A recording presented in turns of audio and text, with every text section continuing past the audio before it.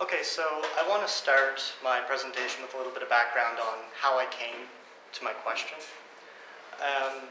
Last summer I was working at Louisbourg and I was doing a lot of their social media, and that led to me having a lot of time at the Fortress. So I would spend a lot of days walking around taking pictures, talking to people, posting things that were happening at the Fortress.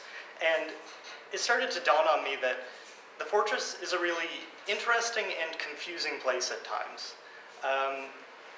Out there, you start to get the sense of almost why is this here? What is it doing here? And was it intended to do this? How has the Fortress been important to the community and the nation in how it remembers itself? And what is it doing? And how's it changing?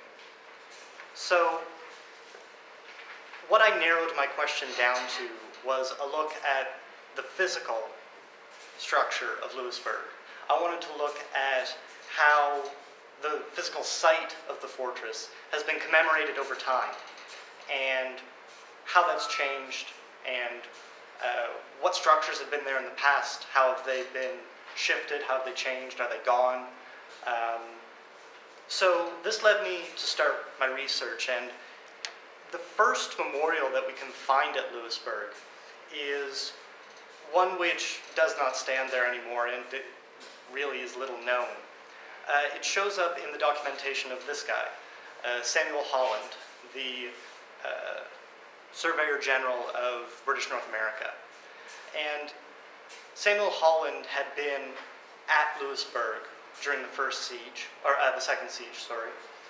And he had returned after being named the Surveyor General, and he was going to go on to map not only Cape Breton, but as you can see here, but also PEI and many other places in North America. So this memorial shows up in his letters as he was writing back to a friend in Europe, and what he was talking about was a memorial for the soldiers who had fallen at Louisbourg. He had seen and been through the end, essentially, of French control in North America, and he wanted a commemoration of the soldiers who had died in that campaign. So the memorial that he ends up describing as being built at Louisbourg was one built from the rubble, symbolically of the fortress. And it really is a British memorial. This is a memorial which is meant to commemorate the soldiers who were there, and it's commemorating the military aspect of the fortress. And this is unsurprising.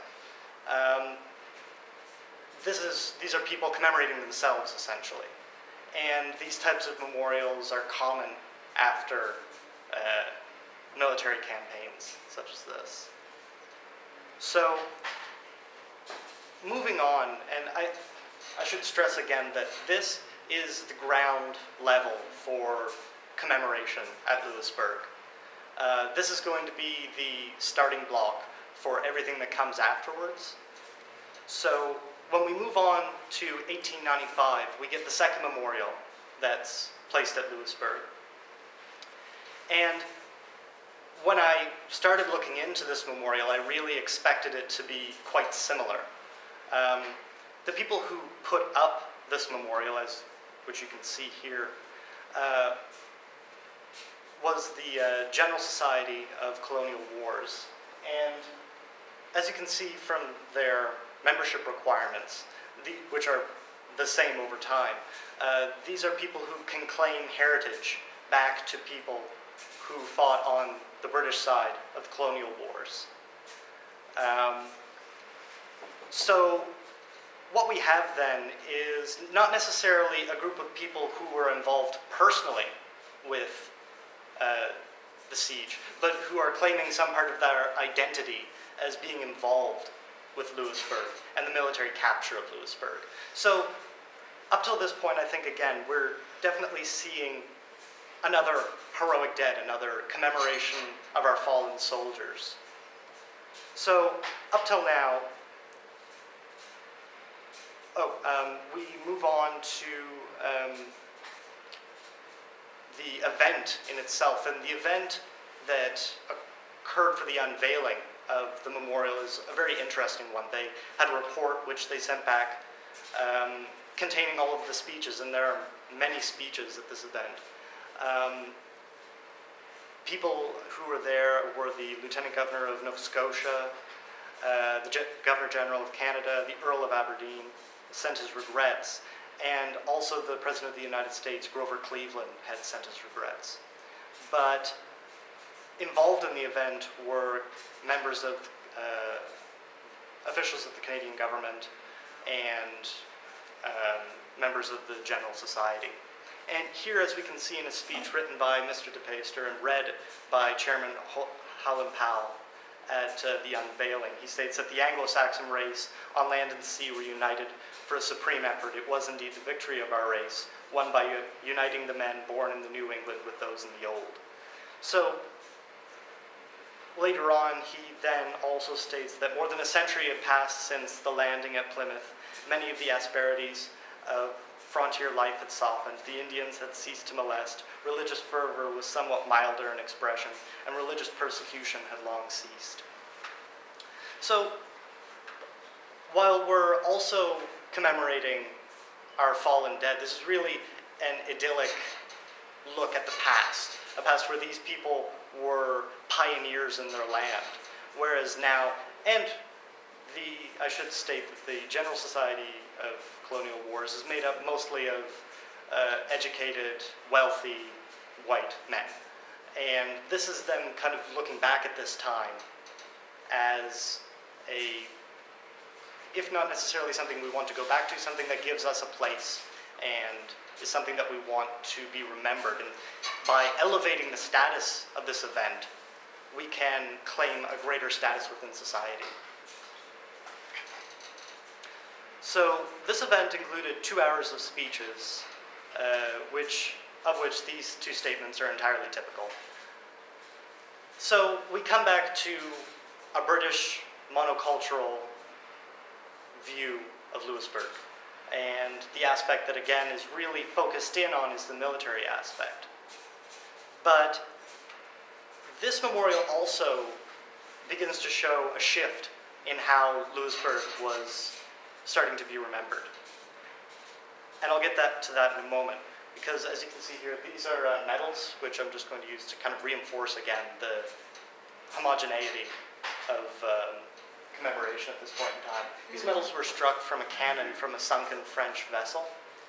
And as you can see, when you get a little closer up, we have William Pepperell and Admiral Warren. And these medals were presented to the Queen of England, the President of the United States, and the Governor General of Canada. These are, again, a real trying to claim that history as theirs, for one, but it's also quite clearly a celebration of the defeat of French North America. Here's replication, and all of these are within their report. And I should thank the Beaton Institute quite quickly. They were very helpful in providing a lot of these photos from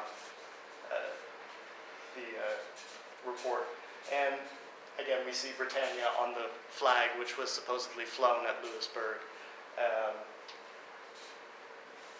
And when we get to the inscription on the memorial, again, it'd be easy to pass over it and say that, again, this is quite similar. We see the provincial forces and the British fleet and how this was erected by the society to commemorate the capture of Louisbourg. And truly it is to commemorate the capture of Louisbourg. But as you can see when we focus in on the right side, the French forces are included in the commemoration, if, however, poorly. And that must lead to the question of why are they willing to include the French in this commemoration? What has changed that wasn't in place with the first memorial? And when we start to look into this, just going on at the time when people began to find out that the General Society wished to put up a memorial, we find out that it turns out the idea of a monument dedicated to the defeat of the French by an American organization on Canadian soil was not exactly popular with French Canadians and Acadians.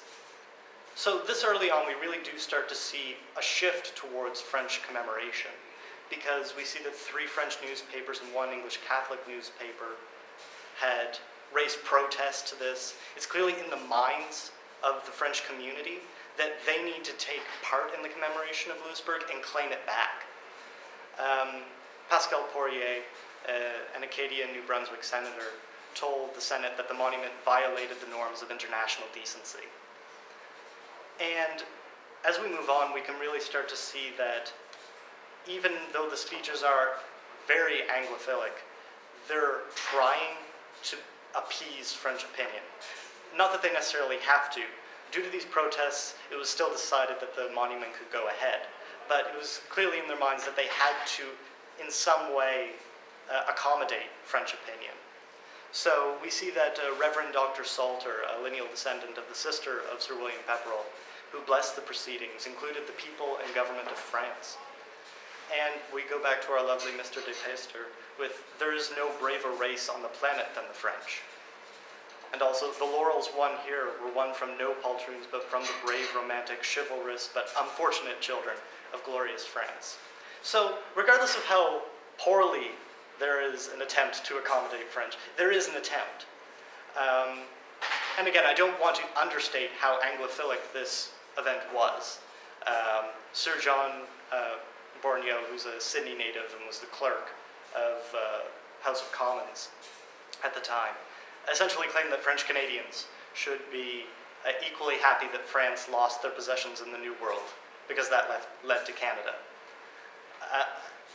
So, moving from that, despite the dominance of English culture, which we see taking place here, the dedication displays a clear shift that has taken place. And in this way, while the French are certainly the British are certainly being favored, it has become a dichotomy, and this is going to lead to a long period where the cultures of the French and British are in flux in Louisbourg, in how they manage to claim Louisbourg as their own, as a part of their history as opposed to the other. And up till now, again, the aspect which is being highlighted and which maintains this dichotomy between the English and the French is that military history, because in the military history, it's clearly these two which are at the forefront. So now we come back to the Reconstruction.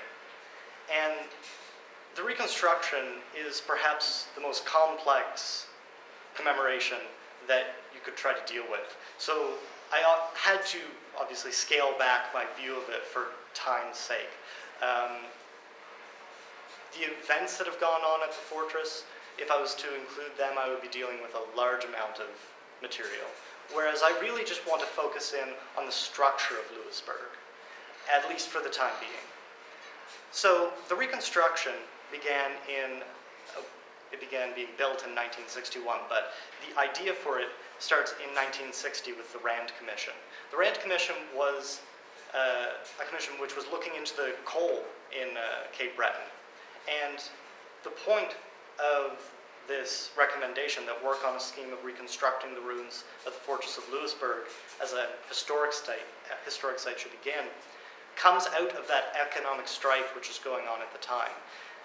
What is happening is reorientation from outside of the Cape Breton economy, away from coal and towards what they see as the future of the economy as tourism. So, unlike the other memorials so far, this memorial is not erected just for historic or identification. This is erected as a means of profit, as a commercial site, but in this way we can see that the government has very immediate economic motives for erecting the fortress. What isn't as clear initially, but which will become clear, is how the fortress is going to be used, how it's going to be claimed by groups as a means of expressing history and expressing their identity. So, where to begin with the fortress? Well, the fortress is perpetually living 1744. And it's been this way since the very beginning. And 1744 is a very symbolic year. It stands as the last year before British military involvement in Louisbourg. This is the pinnacle of French culture, economic power, military power in the New World, or at the very least in Louisbourg. So, in this way we can clearly see that there is a beginning of a shift towards, this is a fruition of French culture taking the forefront in Louisbourg, with the year 1744 being chosen. If they had wanted to maintain, perhaps, an equal footing between British and French, perhaps the siege works of the British would have been built. Perhaps you would hear gunshots at the beginning of the war every morning rather than the bustling town of Louisbourg. But this isn't the case. And as we move on, we see that the physical structure of Louisbourg and what was chosen to be reconstructed is also reinforcing what I've just told you. Here we can see the King's Bastion, which is a military installation. It is also the largest and most imposing building of the fortress. But this is the King's Bastion as conceived of before the sieges. The King's Bastion in 1744 was a building which in theory could be held to the last in case of a siege. It was a citadel, rather than a building which, like the rest of Louisbourg, would be surrendered after 7 weeks. The King's Bastion is also outnumbered and outsized by the rest of the community, which are, for the most part, civilian houses. Houses like de la Plaine and l'Hôtel de la Marine. It's these buildings which really tell the majority of the story of Louisbourg when you go into it today. So while you do see soldiers at Louisbourg, that military aspect of Louisbourg is really a part of the town of Louisbourg. The real story that is being provided is one of a cultural and economic hub in the New World, one where French military power was at its peak, one where the culture of France and the economic power of France are at their peak.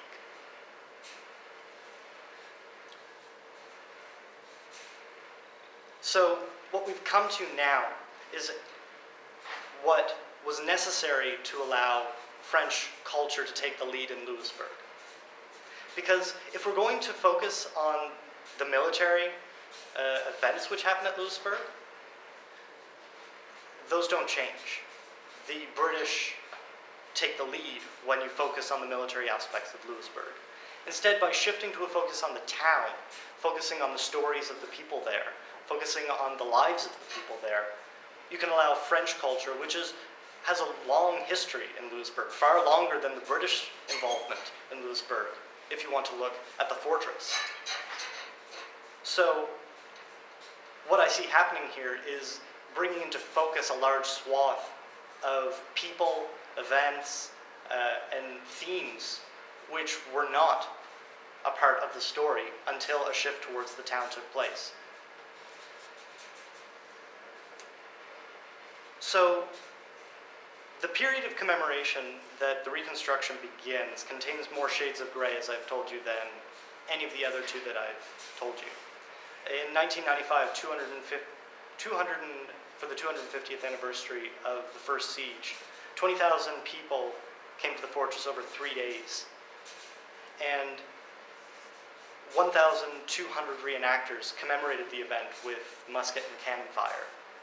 Clearly this is a highlight of military history at Louisbourg and one of the largest events that's happened there. But as I see it, that's, while important to the story, not the way in which the shift in how Louisbourg has been commemorated is taking place. It was stated that even into the late 1970s, most of the serious historiographical work taking place at Louisbourg was focusing on the sieges. But in reaction to this, and because in many cases of the fortress, and the focus that put on the town, we begin to see that this emphasis starts to erode. So the reconstruction draws Louisbourg outside of its military history in many ways. And it does this by emphasizing French culture in binary with British military events. So, the shift that I've been talking about so far, this movement through a period of monocultural military focus towards a dichotomous relationship between the British and French cultures, with a shift towards the town of Louisbourg, I see coming to a culmination in Louisbourg 300, which will be happening this summer. The way in which Louisbourg 300 has been promoted has been as a mixing of cultures. This is completely about the town of Louisbourg. The military aspects, as I'm going to show you in this video in just a moment, are really being put as the background to the fortress as opposed to the center of the stage. So I'll only show you the first few seconds because I think that's really all you need to see. And there won't be any sound for this. So,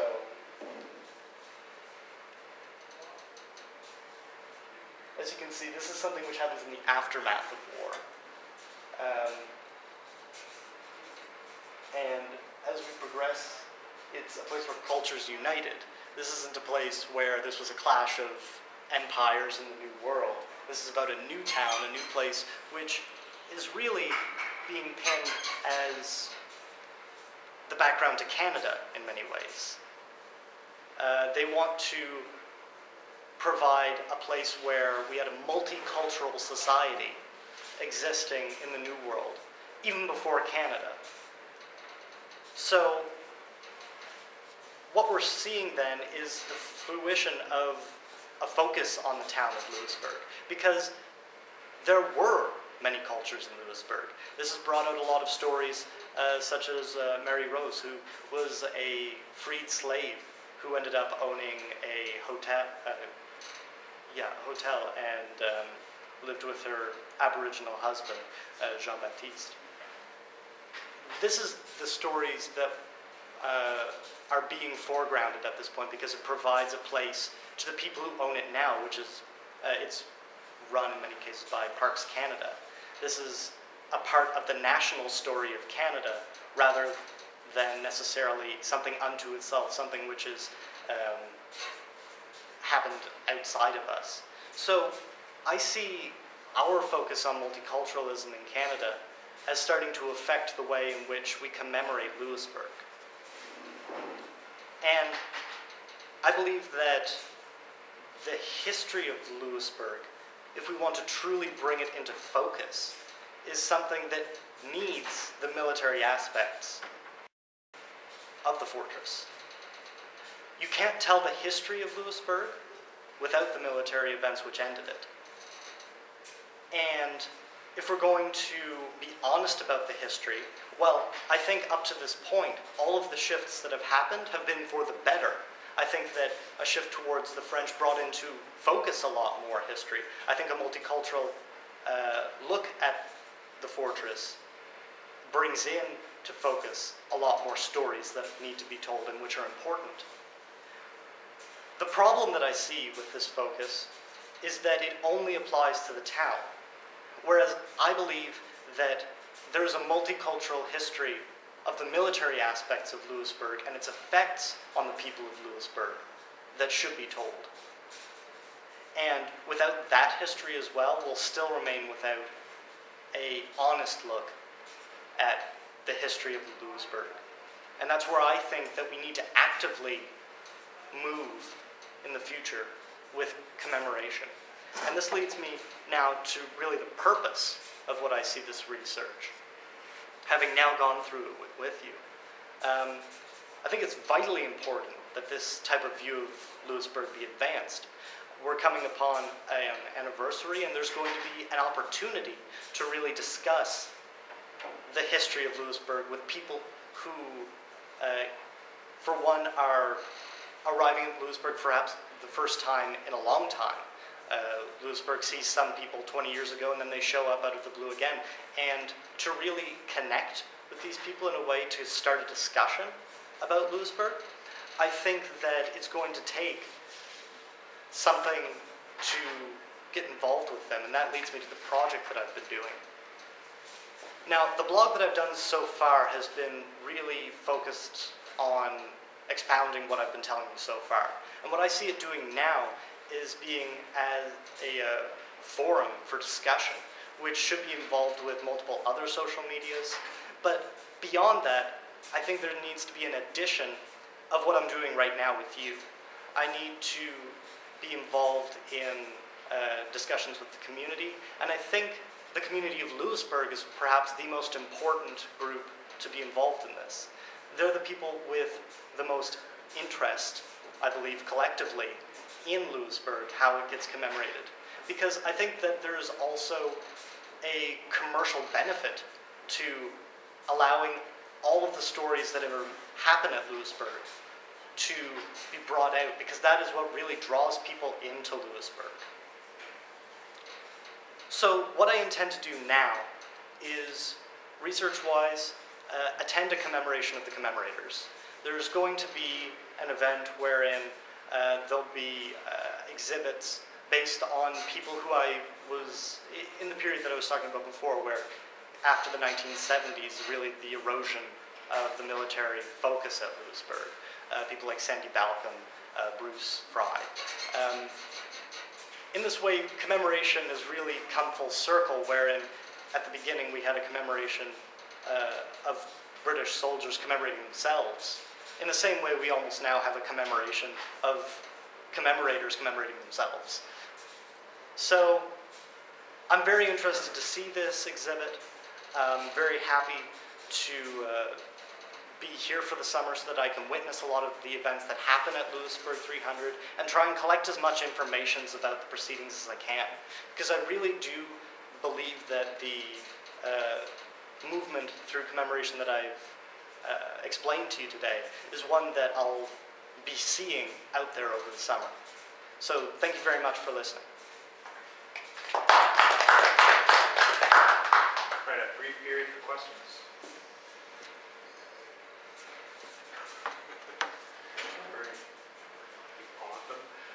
All right, I'll do it if no one else will start. There are a couple of things. I think this is great research, and I'm excited about it, and I hope that you'll consider as you go forward, maybe making this and expanding it part of your thesis research as you go forward. I think there's a lot here, and I think the stuff that will come out of this will be important. There's a couple of things that I want to talk to you about. This shift that you're describing away from the military and towards what, and you didn't use it, but I think it's there, is to say, is this a social history? So is what's happening really a reflection of broader trends that you see in the West in terms of history? And we're shifting from a military diplomatic high history to something that's much more about the people and day-to-day life and experiences. Is this a reflection of that, or do you think there's something else going on? So in other words, is this mirroring a bigger shift that we see in history itself? Well, actually, while I was going through it, I started to really consider whether what was explained by Vance and Death So Noble was somehow connected to what I was talking about.